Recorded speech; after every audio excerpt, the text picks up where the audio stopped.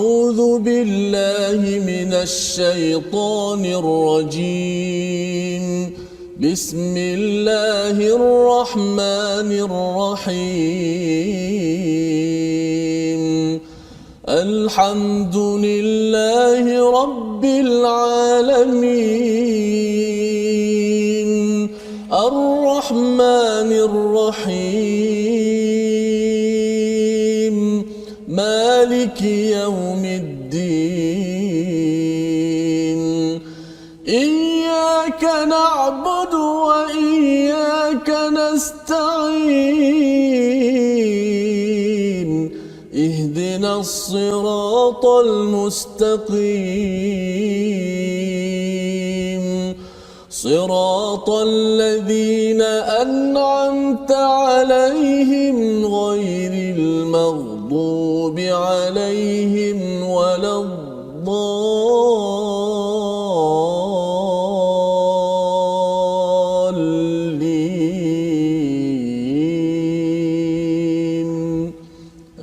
Amin ya rabbal alamin. Alhamdulillah. Assalamualaikum warahmatullahi wabarakatuh. Alhamdulillah wassalatu wassalamu ala Rasulillah wa ala alihi wa man walah. Syada la ilaha illallah, syada Muhammadan abduhu wa rasuluh.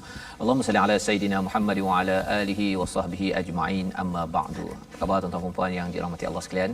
Kita bertemu lagi pada hari ini untuk sesi ulang kaji kita pada halaman 70 hingga 74 dalam My Quran Time, baca faham amal.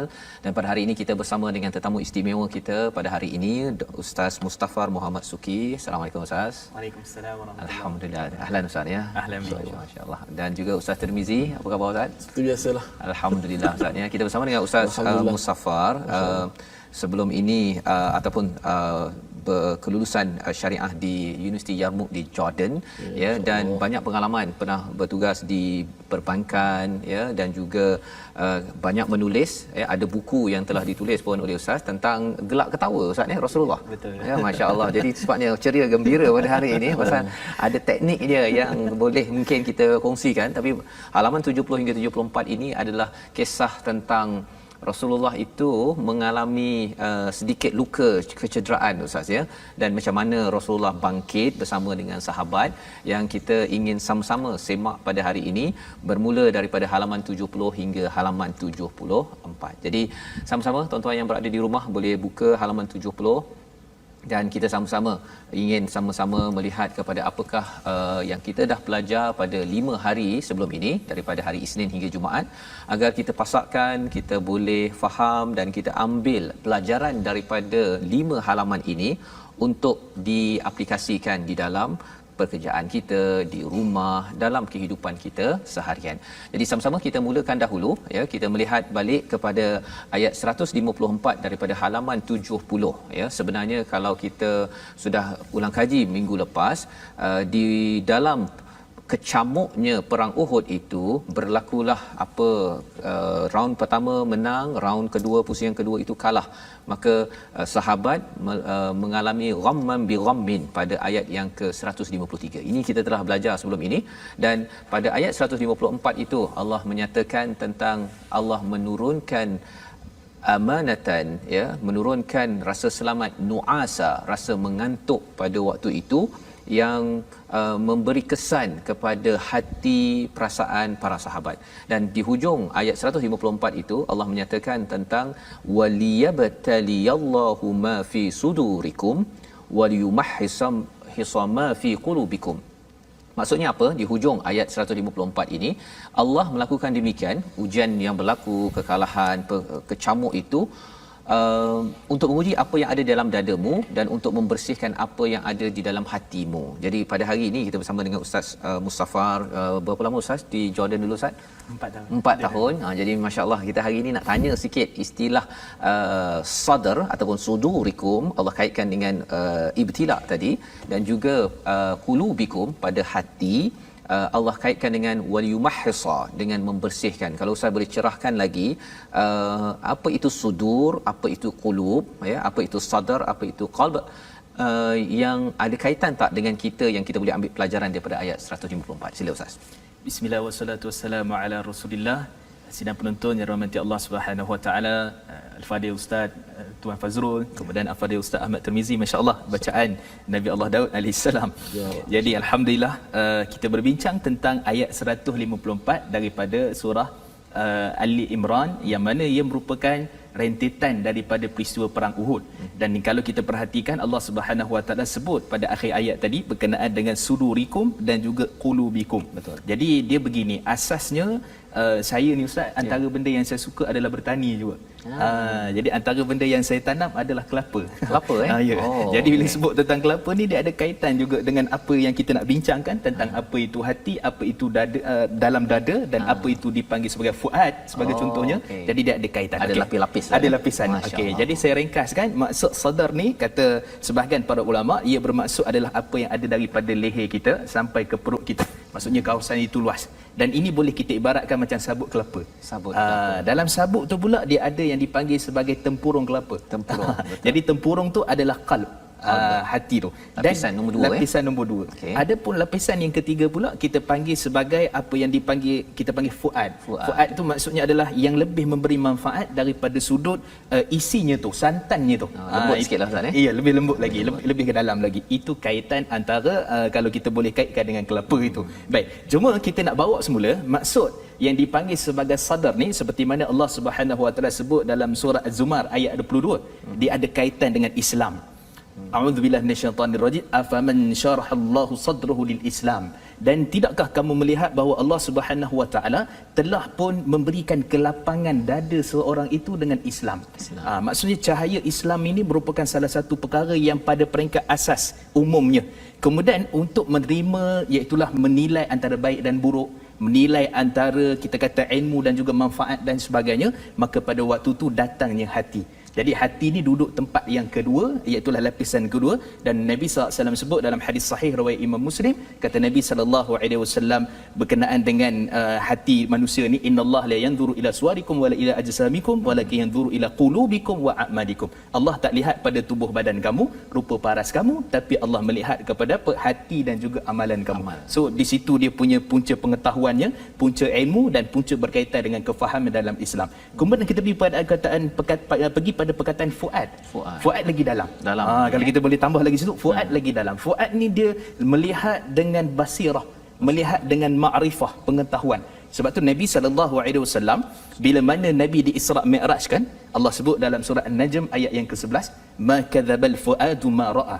Tidaklah Nabi SAW itu berdusta, menipu, melainkan dia itu benar dengan apa yang dilihatnya, iaitulah dengan mata hatinya. Maka para ulama tafsir mengatakan maksudnya melihat Jibril alaihissalam dengan betul-betul mata hati. Jadi kalau kita kaitkan dalam kehidupan kita, kita lihat daripada sudut peperangan Uhud, kalau jiwa dah ada, hati dah ada, dalam dada tu penuh dengan kita kata keimanan kepada Allah Subhanahu Wa Taala, maka pada waktu tu kita akan melihat bahawa di kalangan para sahabat, sebagai contoh Abu Dujanah. Abu Dujanah ni kata para sahabat, kalau dia dah ikat serban merah dia sanggup mati syahid. Sanggup mati syahid. Kemudian kata Saidina Abu Bakar As-Siddiq radhiyallahu anhu, hari Badar, hari Uhud ni dia merupakan hari bagi Talhah bin Ubaidillah. Talhah ni tuan-tuan, masya-Allah tabarakallah, beliau ni putus jari.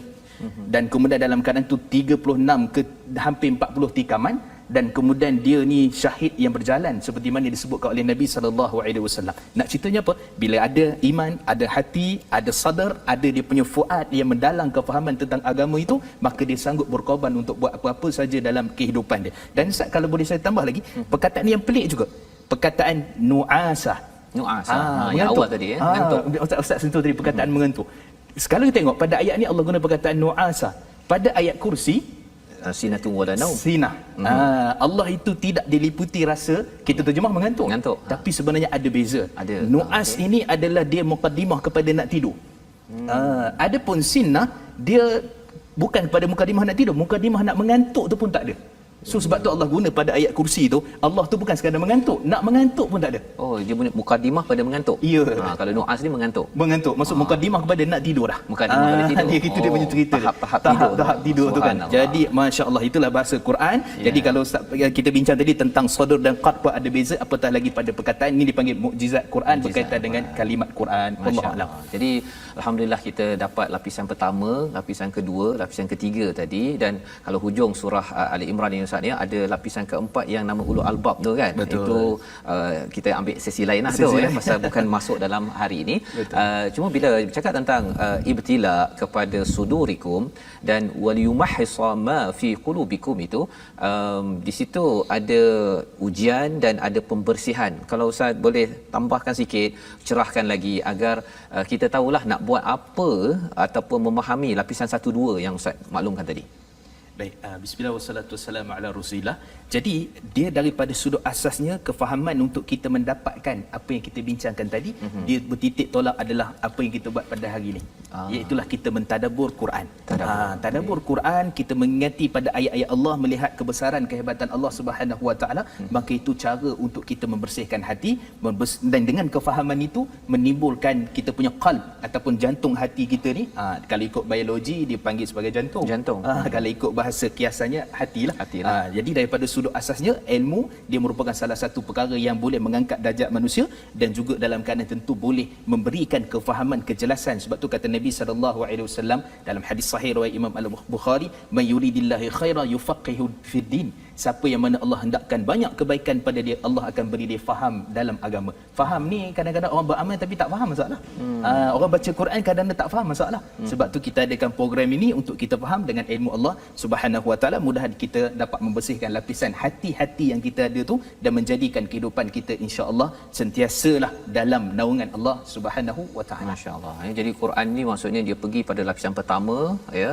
Maksudnya kalau ada was-was fi sudurin nas itu Quran boleh positifkan. Betul. Ya, pergi lapisan kedua dia tenang dengan zikir ini, sampai kepada fuad pun memberi kesan Ustaz ya, sehingga kan ulul albab itu bila dia tadabbur kepada ayat al-Quran, terserlah lapisan nombor 4 Ustaz ya. Baik, jadi itu adalah bagaimana lapisan-lapisan dalam hati manusia ini, perumpamaan mudah tadi kelapa ya. Inilah yang ditarbiah kepada tentera-tentera pada zaman Rasul sallallahu alaihi wasallam, dan bila berlakunya peristiwa pertempuran dua pihak tersebut, jam'an ya, ada yang menang, ada yang kalah, dan ketika round 2 pusingan kedua kalah, umat Islam 70 orang yang meninggal wafat. Pada waktu itulah kesedihan berlaku, ada yang kecewa, dan bagi Nabi sallallahu alaihi wasallam Allah bekalkan dengan sesuatu untuk terus memimpin. Jadi mari kita sama-sama lihat kepada halaman yang ke-71 pada ayat 159. Ini bagaimana menguruskan konflik kalau ada pasukan kita yang tak buat kerja ataupun tidak mengikut arahan. Banyak perkara bencana berlaku, tapi what's next? Ya, bagaimana HR bagi pegawai-pegawai di pejabat nak menguruskan bos-bos yang ada ataupun ayah ibu di rumah. Kita baca dahulu ayat 159 agar kita dapat bersama ya mengamalkan intisari daripada sunnah Nabi mengikut pada ayat al-Quran ini. Kita persilakan Ustaz Tirmizi. Baik, alhamdulillah, terima kasih Ustaz Fazrul, tetamu jemputan kita al-Fadhil Ustaz. Alhamdulillah telah membicarakan kepada kita bagaimana untuk menjadikan hati kita hati yang bersih, hati yang selamat insya-Allah. Tak lain tak bukan antaranya dengan kita mentadabbur ayat-ayat Allah Subhanahu Wa Taala yang menjadi tujuan terbesar diturunkan Al-Quran Karim. Baik, kita nak tadabbur ayat seterusnya, ayat yang begitu hebat 159. Jom sama-sama kita membacanya. A'udzubillahi minasyaitonirrajim. Bismillahirrahmanirrahim. Fabima rahmatin min Allah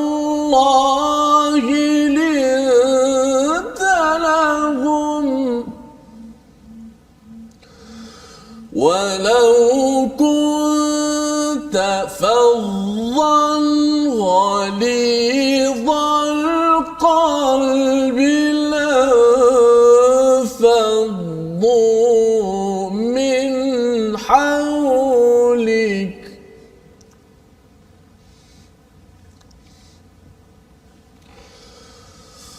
فاعف عنهم واستغفر لهم وشاورهم في الأمر فإذا عزمت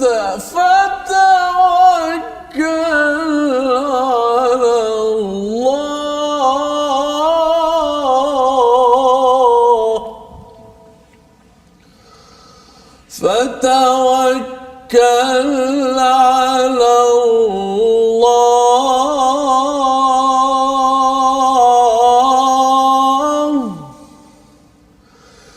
فتوكل على الله إن الله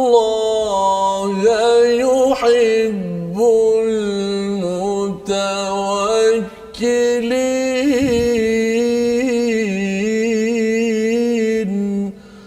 صدق الله العظيم.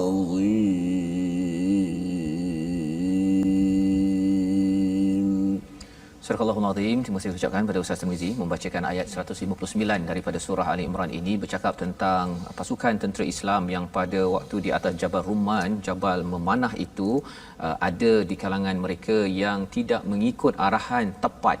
Ya, mungkin mengikut arahan tetapi tidak tepat sebagaimana yang dimaklumkan oleh Nabi. Jika walaupun katakan kalah, walaupun mayat ataupun jenazah dimakan oleh burung, masih lagi perlu bertahan sehinggalah datang wakil untuk menerangkan bahawa sudah kita bersurai ataupun tidak. Tetapi kerana cara membuat keputusan itu sedikit berbeza, ada tentera yang pergi ke bawah mendapatkan harta, maka pada pusingan kedua diketuai oleh Khalid Al-Walid yang masih lagi belum Islam pada waktu itu, menyerang dan akhirnya kalah. Maksudnya apa?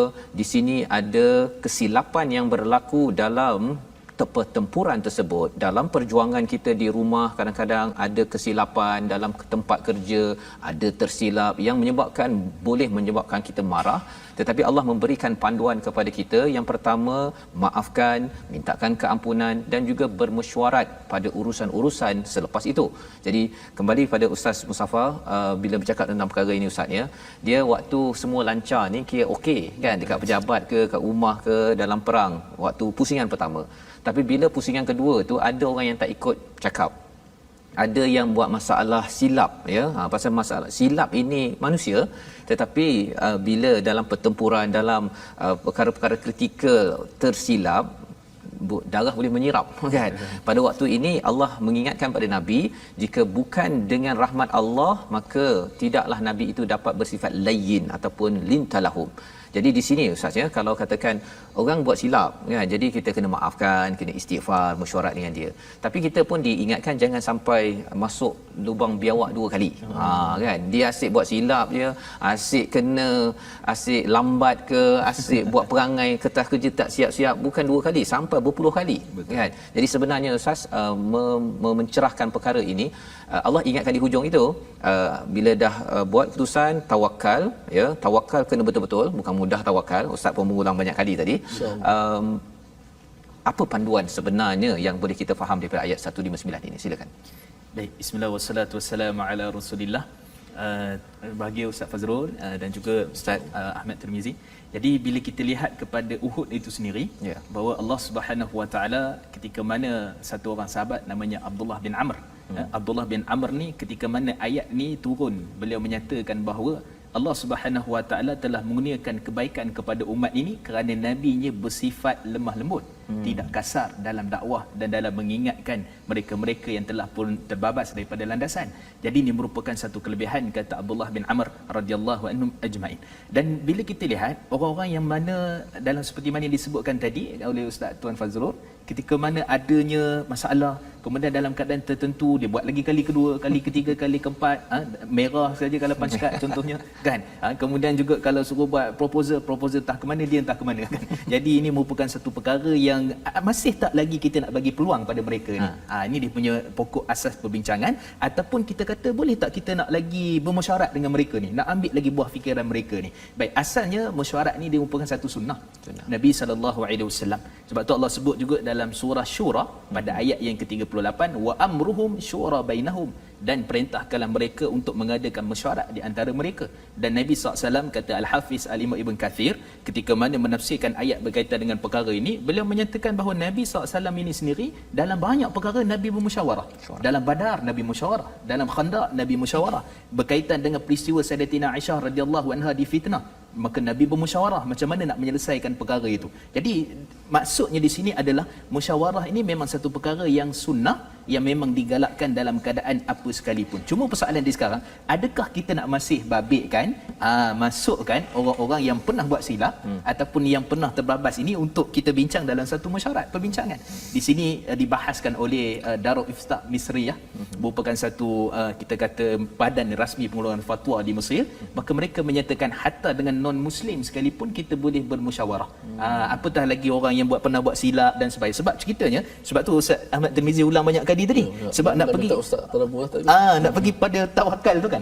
Tawakal ni sebenarnya setelah satu benda tu diputuskan, satu orang dia boleh bagi pandangan. Dua orang, tiga orang yang pernah buat silap ataupun non-muslim sekalipun, dia boleh bagi pandangan dalam mesyuarat yang kita putuskan. Jadi yang keputusan akhir tu yang kita nak buat tu, maka sebab tu dia panggil fatawakkal 'ala Allah. Maka keputusan akhir tu yang kamu nak bertawakal kepada Allah Subhanahu wa taala. Jadi dalam konteks kerja, sebagai contohnya satu orang bos, sebagai contohnya satu orang kita kata pekerja. Jadi pada waktu itu mesyuarat ni satu benda yang sangat penting. Sebab tu jangan riak, orang kata kan, jangan kita tidak menghadiri mesyuarat. Kerana mesyuarat ni mungkin ada kan buah fikiran yang baik, yang bagus untuk kita ketengahkan.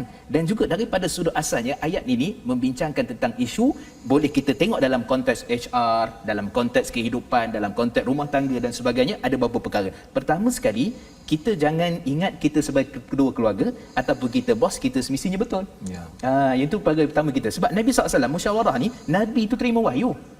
Kan Nabi itu dipimpin oleh Allah, tapi Nabi SAW akan minta kepandangan, sebagai contohnya Al-Munzir.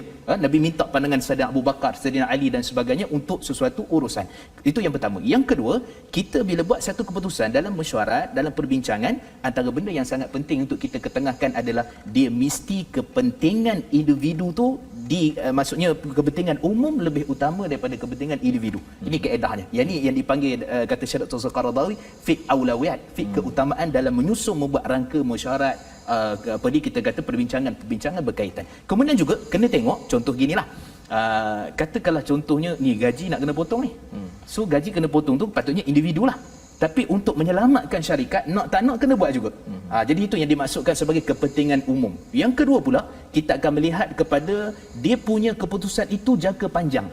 Jangka panjang, jangan ambil jangka pendek. So kita jangka panjang contohnya nak selamatkan syarikat ni, mungkin lama lagi kita nak bekerja di syarikat ni contohnya. Jadi ini semua merupakan pengajaran kebaikan daripada mesyuarat yang akhirnya boleh bukan hanya sekadar kita melihat di situ, tapi kita memandang untuk kita aplikasikan dalam kehidupan seharian kita, dalam ibu bapa, sebagai ketua keluarga, sebagai bos dan sebagainya. Jadi itu antara boleh yang kita bincangkan. Wallahu a'lam. Terima kasih Ustaz. Ustaz mencerahkan tentang pentingnya mesyuarat ini, walaupun dengan non-Muslim, dengan orang yang pernah buat silap, kerana kita nak pada perkara pertama tadi ialah kita tak semua betul Ustaz ya.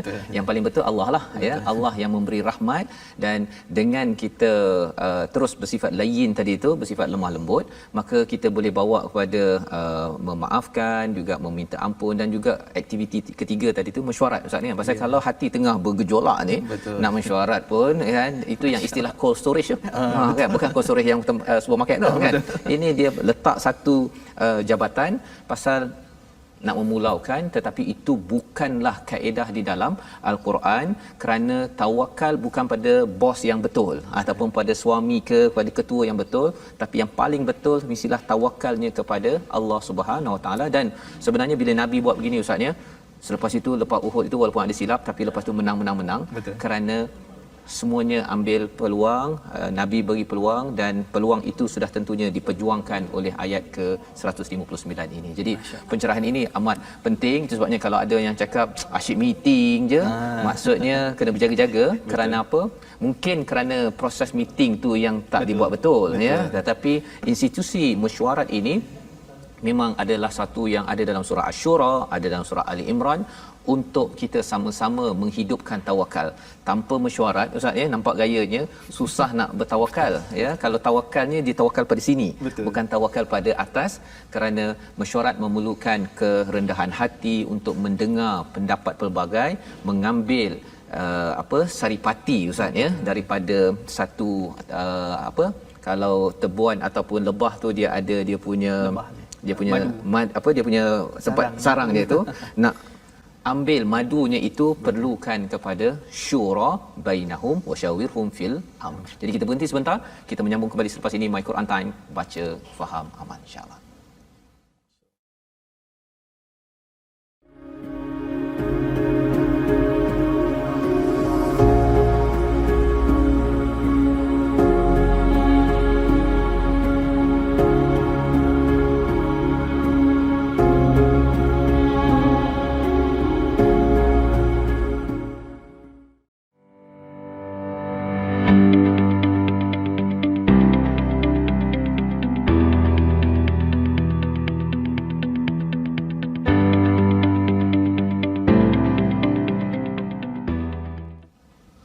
فإذا عزمت فتوكل على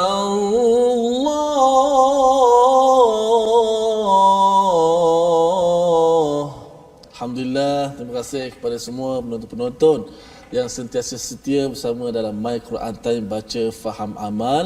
Alhamdulillah, saya nak berjumpa kepada semua sahabat-sahabat untuk sama-sama kita bergabung di platform rasmi yang kita sediakan. Kita ada Facebook Sahabah Al-Quran My #Quran Time, yang kedua My #Quran Time, dan juga boleh tonton di YouTube episod-episod kita iaitu My #Quran Time Official dan Instagram My Quran Time Official. Baik, saya serahkan balik kepada Ustaz Faz. Okey, baik Ustaz.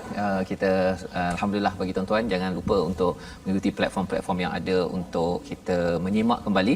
Kita sudah pun berbincang ataupun sampai pada halaman 74. Jadi mungkin ada yang kata bahawa saya tertinggal halaman pada ataupun perbincangan surah Al-Baqarah ya, ataupun awal surah Al-Imran. Tuan-tuan boleh ya pergi ke YouTube tersebut, typekan saja Quran Time, beritahu alamatnya 71 ke 70 ke, maka kita akan dibawakan kepada rakaman ataupun sesi tersebut. Moga-moga kita boleh semak. Dan pada hari ini kita dalam sesi ulang kaji bersama dengan Ustaz Mustafar Muhammad Suki. Beliau adalah seorang yang amat aktif dalam bidang syariah dan menulis ya di Sinar, dan juga menulis 2 buah buku yang kita dapat manfaat pada hari ini banyak. Dan kita nak meneruskan perbincangan kita daripada halaman yang ke-71 bila Allah menyatakan laqad mannallahu 'alal mu'minin.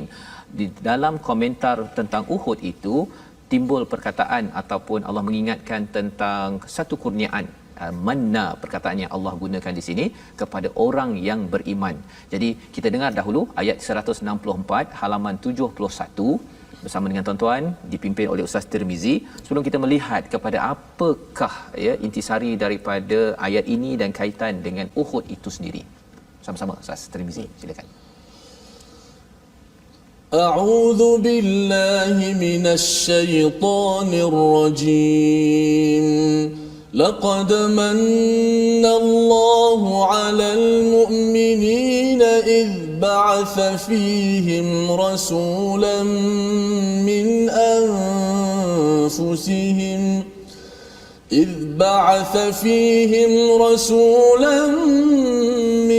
أنفسهم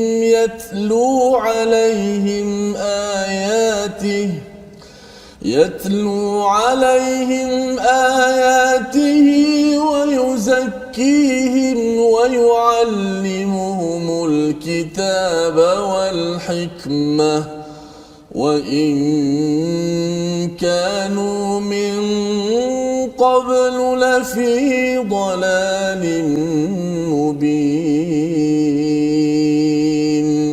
صدق الله العظيم. Surah Al-Allahul Azim. Allah mengingatkan tentang satu kurniaan yang besar apabila dibangkitkan Rasul dari kalangan kamu membacakan tilawah dan tazkiyah dan ta'lim, ya, 3 perkara itu di tengah-tengah komentar tentang Uhud, dan disambung kembali selepas itu tentang peristiwa musibah dalam Uhud itu. Maka mungkin kita nak melihat ataupun mendengar daripada Ustaz Mustafa, kalau boleh cerahkan Ustaz, sebenarnya apakah yang sedang disampaikan dan bagaimana perkara yang sama juga format itu yang kita nak gunakan, manfaatkan pada waktu ini apabila kita berhadapan dengan cabaran hidup. Silakan. Baik, bismillah wassalatu wassalamu ala rasulillah. Yang berbahagia Ustaz Ahmad Tirmizi, Ustaz Fazrul. Baik, ayat ini dia special kerana dalam ilmu tafsir ataupun ilmu bahasa Arab ni dia ada dipanggil sebagai jumlah mu'taridah. Jumlah mu'taridah ni kita senang fahamlah, ayat selingan. Ayat selingan. Dan ayat selingan ni cukup cantik, sebab tu Quran ni kalau kita baca dia tak jemu, dia tak macam novel. Kalau kita baca novel satu part dia tak berulang dah, dia tak ada benda lain dah. Tapi bila baca Quran, kejap-kejap Allah bawa kita pergi tengok laut. Wal fulki tajri fil bahr. Tengok tu kapal tu yang berlayar di lautan. Kejap-kejap Allah kata tengok siang. Wa ja'alna an-nahara ma'asha. Dan kami telah jadikan malam itu untuk kamu, siang itu untuk kamu cari kehidupan. Kemudian Allah kata kamu tengok dan ni, tengok tentang azab Allah pula. Tengok tentang kaum terdahulu. Maksudnya begitu cantik urusan Quran itu sehingga bila mana kita bincang tentang Uhud, Allah nak stop kejap. Jumlah muqtaridah ayat selingan itu, dan Allah nak bawa kita kepada apa? Tentang kembali kepada Quran. kembali kepada Quran. Sebab tu kalau kita tengok tuan-tuan, ayat selingan ni dalam Quran terlalu banyak. Sebagai contoh daripada surah Al-Baqarah, bila mana kita bincang ayat 183 daripada ayat berkaitan dengan Ramadan, kemudian ayat 187 Allah cerita tentang doa. Kemudian juga kalau tengok daripada sudutnya 275 daripada surah Baqarah, Allah cerita tentang riba. Kemudian pada ayat yang bawah, iaitulah 278, Allah cerita tentang orang beriman. Kemudian sambung balik tentang orang-orang yang mana bila mana dia berkait dengan riba, dia akan diperangi oleh Allah. Jadi ayat selingan ni apa tujuan sebenarnya? Sebenarnya kalau kita mengkaji tafsir dan kita lihat, dia ada kaitan dengan ayat sebelum dan ayat selepas. Ada kaitan ya? Ada kaitan. Bukan sekadar selit kat situ. Bukan selit saja. Bukan nak memenuhi cerita tu, bukan. Dia ada kaitan. Antaranya apa? Kalau tengok daripada sudut asasnya, kenapa saya sebut surah Baqarah ni? Sebab kita mengulangi apa yang telah lalu tu, kita masuk sikit-sikit lah.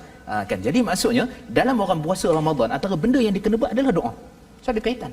Dalam kaitan dengan contohnya pasal ayat riba tadi, kalau kita lihat daripada sudut asasnya, Allah cerita tentang pengharaman riba dan sebagainya. Tiba-tiba Allah masuk tentang ciri-ciri orang beriman, dirikan salat, kemudian mereka ni tidak akan berasa gundah gulana.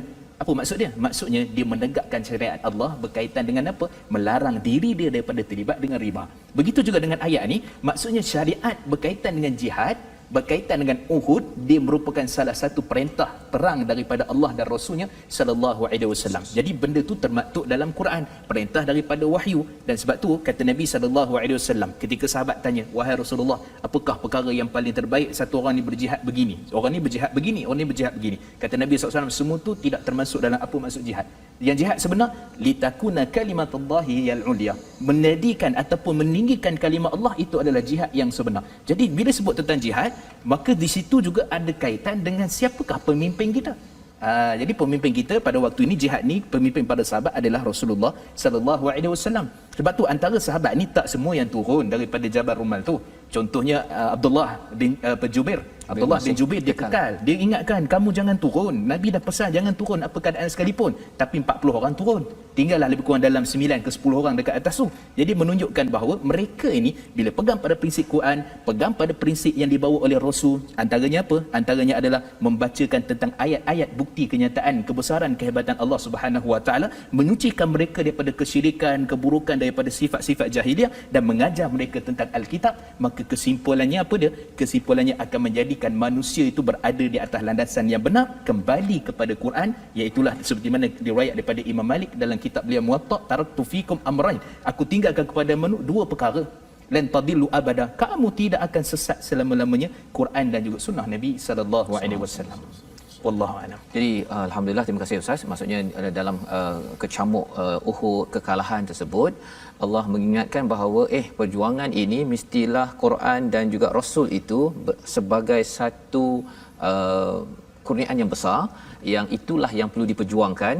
Kalau kalah sementara ke menang ke, semuanya itu kerana perjuangan Quran dan juga Rasul itu sendiri ya. Jadi itu adalah satu pencerahan untuk kita memahami kesatuan tema Ustaz ya. Maksudnya ayat ini bukanlah sekadar, walaupun namanya jumlah muqtaridah itu dia macam ni sikit ya, tapi rupanya dia kan dia sesuai untuk memastikan kalau bata saja, dia tak ada simen kan, dia tak jadi satu rumah Ustaz kan. Masya-Allah. Jadi ini yang kita nampak, dan kita teruskan ya ulang kaji kita pada halaman yang ke-72 ya, menarik tentang mereka yang sudah syahid ini. Pada ayat 169 Allah kata, jangan kamu menganggap mereka itu terbunuh, perjalanan Allah itu amwata ya. Nak mohon pada Ustaz Tirmizi baca ayat 169, kemudian nak nanti Ustaz boleh cerahkan tentang istilah yurzaqun itu apa maksud mereka tu diberi rezeki kan. Baik, kita dengar dulu. Baik, kita terus membaca ayat 169. Auzubillahi minasyaitanir rajim. Wala tahsabanna alladhina qutilu fi sabilillahi amwatan bal ahya'un 'inda rabbihim yurzaqun.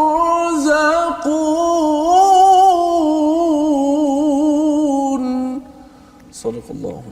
Dan jangan sekali-kali kamu menganggap bahawa orang-orang yang gugur di jalan Allah itu mati, sebenarnya mereka itu hidup di sisi Tuhannya mendapat rezeki. Allah menggunakan perkataan wala tahsabanna, kamu berkira-kira, kamu menyangka. Kadang-kadang kita bila fikir sendiri ustaz ya, kadang-kadang dapat bisikan-bisikan dekat telinga ke apa, kita boleh bertukar kita punya cara berfikir ya, daripada serius jadi tak serius, daripada tak serius jadi serius kerana bersangka-sangka. Tetapi sebenarnya Allah cakap salah satu sangkaan itu yang qutilu fi sabilillah amwat, ada yang bersangka begitu, tapi Allah kata mereka itu hidup inda rabbihim yurzaqun. Apa maksudnya ustaz? Yang maksud yurzaqun, Allah bagi rezeki kat situ. Sila. Bismillah wassalatu wassalamu ala Rasulillah. Alhamdulillah, tuan-tuan sidang penonton rahmat Allah, terus kita bersama dalam My Quran Time. Jadi kita berada pada ayat yang ke-169. Jadi bila bincang tentang rezeki ni, kita pergi patah balik, kita akan tengok daripada surah Baqarah ayat 154 yang mana Allah menyebutkan tentang keadaan orang-orang yang mati syahid. Apa keadaan dia? Mereka, manusia tidak akan dapat merasakan kesyahidan, kehebatan orang yang mati syahid tu. Maka jawabnya pada ayat ni, jawabnya apa? Mereka yang dapat rasa tu adalah mereka dikurniakan rezeki daripada Allah Subhanahu Wa Taala. Ustaz, dalam ayat surah Baqarah, bal ahya walakin la tash'urun, mereka hidup tapi kamu tak sedar. Okey, so jawab di sini, pada sini. Jawab di sini. Okay.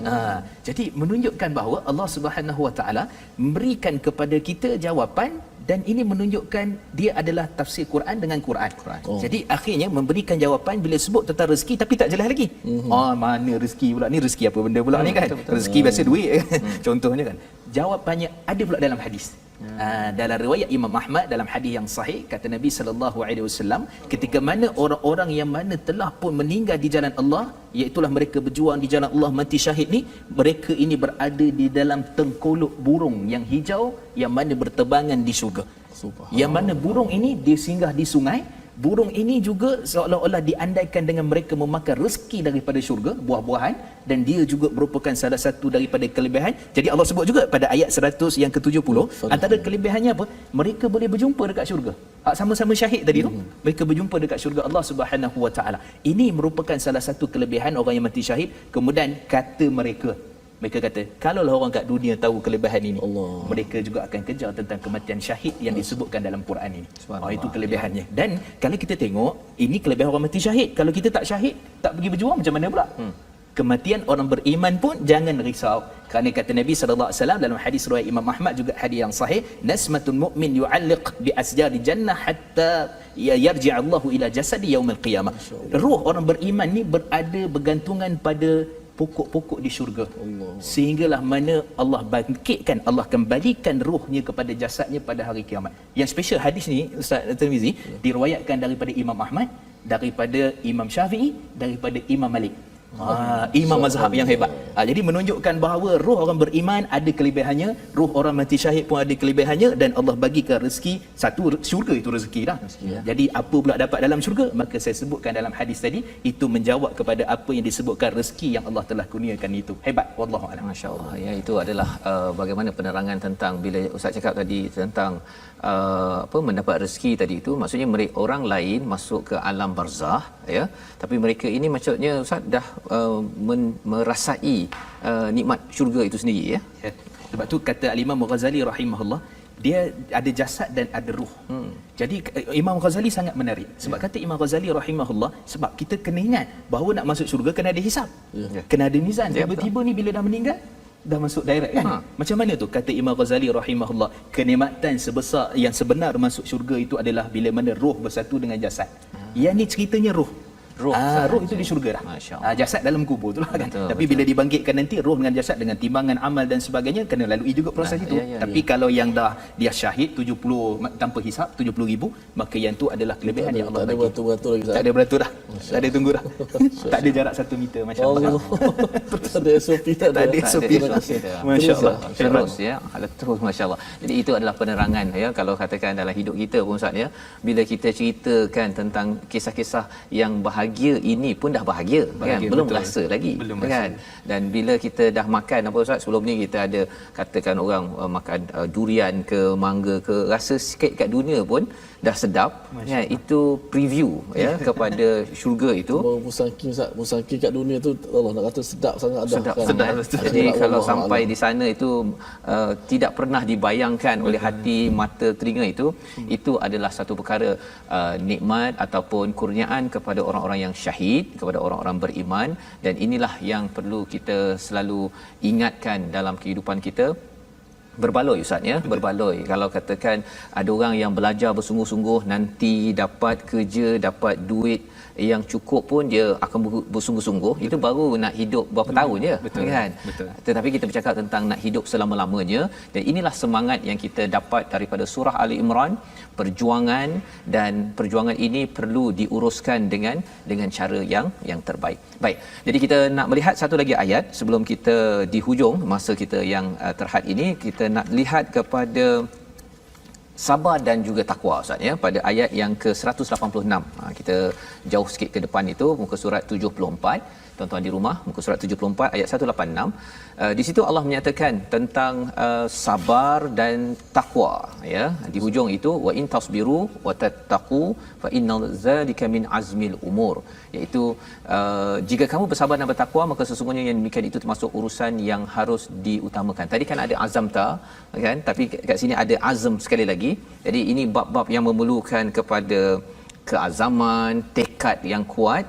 Tapi Allah mulakan dengan wa in tasbiru wa tattaqu. Kalau Uhud ini pun sebelum ni ataupun perang sebelum ni kata kalau tasbiru wa tattaqu 3000 dapat bantuan 5000 malaikat. Maksudnya jadi boleh Ustaz cerahkan zaman sekarang ni sabar takwa itu macam mana kita nak jemput bantuan lebih lagi agar kita jadi orang yang azmil umur. Bismillah wassalatu wassalamu ala Rasulillah. Walaupun berakhir rasa macam tak cukup. Kita berbincangan teruslah. Masya-Allah. Jadi bila kita sebut tentang sabar dan takwa, yang paling cantiknya dalam Quran ini khusus surah Ali Imran, Allah sebut sekurang-kurangnya 4 kali. Betul. Pada ayat yang 125, ayat 120, iaitu Allah cerita tentang sabar dan takwa juga, tentang ayat 125, dan pada ayat yang ke-186 dan ayat yang ke-200. Jadi itu ada sebab tu. Sebab tu pertama sekali Allah Subhanahu Wa Taala telah gabungkan antara ciri-ciri berkaitan dengan sifat sabar dan takwa. Sebab kalau tak sabar dia tak boleh jadi. Daripada sudut asalnya kita sebut secara ringkasnya, sabar dalam kehidupan kita ni, kalau kita nak tengok dalam Badar, dalam Uhud, ini merupakan satu benda yang jarang kita nak nampak daripada sudut realitinya. Tapi kita sendiri yang berhadapan dengan kesabaran itu, kita tahu bagaimana kita nak menguruskan kesabaran. Baik. Jadi sabar ni kata Imam Ibn Rajab Al-Hambali, dia terbagi pada 3. Satu, sabar ketika mana melakukan amal kebaikan. Antara contoh nak buka TV ni. Nak buka Duduk TV sejam ni 1 payah jam. ni. 1 jam ni nak tunggu sekejap lagi, nak masak, nak ambil anak sekolah, macam-macam. Jadi 1 jam. Jadi sabar nak buat kebaikan, nak solat, nak qiyamulai, itu yang pertama. Yang kedua, sabar di atas mengelakkan diri daripada dosa dan maksiat. Pun kena sabar juga. Allah, tanya orang puasa, macam Ustaz sebut tadi, nampak musangking waktu puasa. Masya-Allah. Sabar tu banyak sabar itu kan. Sabar sungguh tu kan. Itu sabar yang kedua. Sabar yang ketiga, sabar bila mana menerima qada dan qadar Allah Subhanahu Wa Taala. Jadi dia sangat kait rapat dengan peristiwa Uhud ni yang menjadikan kesabaran yang sungguh-sungguh kepada para sahabat radhiyallahu anhum ajma'in. Dan sikit lagi takwa. Takwa ni bukan sebut saja saya bertakwa pada Allah. Khatib sebut ittaqullah, waktu itulah paling sedap tidur. Masalah, masya-Allah sungguh kan. Jadi bila sebut bertakwalah kamu pada Allah, 3 terus. Kita terus ingat terus 3. Takwa dengan hati, takwa dengan perkataan kita, dan takwa dengan perbuatan kita. Jadi takwa itu semua ada pada sifat para sahabat bila mana menguruskan isu berkaitan dengan Uhud, khususnya mereka yang sebagai contoh Ammarah ataupun dikenali sebagai Ibnu Sakan. Bila Nabi sebut siapa yang nak ni cepat ni, Quraisy tengah mara ni, maksudnya daripada kafir musyrikin, tentera Mekah tengah mara, siapa yang nak syurga? Terus Ammarah ke depan dan dia syahid di jalan Allah Subhanahu Wa Taala. Sebab apa? Sebab dia sabar, dia takwa, dia yakin dengan apa yang Allah berikan kepada dia, dan itulah kehidupan kita. Kita sabar dan kita yakin dengan apa yang Allah telah kurniakan kepada kita dan yang akan datang walaupun kita tidak nampak pada waktu sekarang. Wallahu a'lam. Sabar walaupun perkara itu tidak nampak, tetapi kita akan dapat berjaya. Itu membawa pada takwa yang mendapat pertolongan daripada Allah SWT. Kita mengucapkan terima kasih kepada Ustaz Mustafar mencerahkan beberapa perkara dalam halaman 70 hingga 74 ini. Ya, ada banyak lagi soalan sebenarnya Ustaz ya, tapi dengan masa yang ada ini kita amat menghargainya. Kita ingin melihat kepada apakah yang doa yang boleh kita sama-sama ya, sama-sama kita panjatkan agar pelajaran yang kita dapat beberapa pada hari ini dan juga intisari halaman 70 hingga 74 ini dapat Allah bantu kita untuk dibaca selalu, difahami dan juga diamalkan. Jadi silakan Ustaz Mustafar memimpin doa bacaan pada hari ini.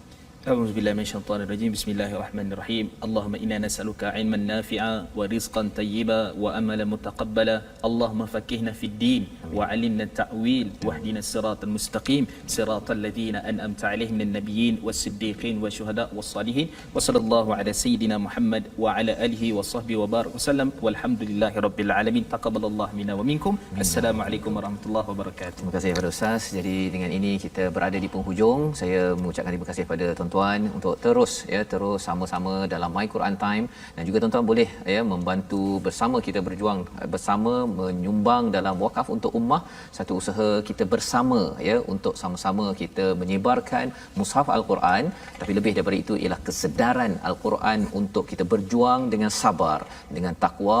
Moga-moga Allah terus memberi bantuan kepada keluarga kita, kepada masyarakat ini dengan tali Allah Al-Quran. Jadi insya-Allah kita bertemu pada jam 11 malam, pada jam 6 pagi insya-Allah ulangan, dan siaran ini, rancangan ini dibawakan khas oleh Mufaz. Saya mengucapkan ribuan terima kasih pada Ustaz Mustafar, Ustaz, dan insya-Allah kita bertemu lagi My Quran Time, baca faham amal insya-Allah.